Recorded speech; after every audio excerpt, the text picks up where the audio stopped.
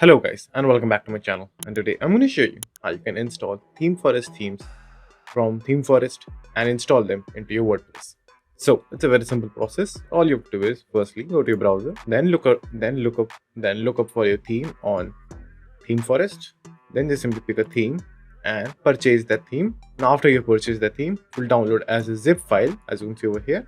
So after the download is complete and you got the zip file, now what you have to do? So after that, again go to your browser. Now open your WordPress on a new tab. Now in WordPress, as you can see, this is my current theme. So now in WordPress, what you have to do is firstly go to appearance, just hover over it, then click on themes.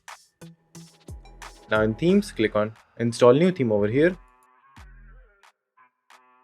Then over here at the top part, you will find upload theme. So click on it, then click on choose file. Now scroll down and choose a zip file that was downloaded from ThemeForest. And after that, just simply double click on it, just simply click once and click open. Now as you can see, the theme has been listed over here. Now what you have to do is just simply click on install now. So just simply wait for it to install. As you can see, the theme is successfully installed. Now, so in order to see this, go to the theme page. So as you can see, this is a theme that we just installed in our themes. You can also come to this theme page by going in appearance, then themes. Then click on my themes and you will come back to this page. Now in order to use the theme, all you have to do is just simply click on it. Then click on activate this design. And if you want to see a live demo, just simply click on open live demo.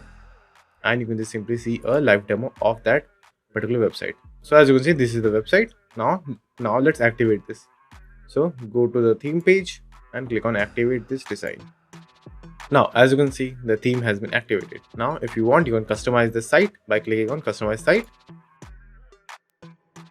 and your theme is now set. So that's it, and thank you for watching, and do like and subscribe to my channel, and take care.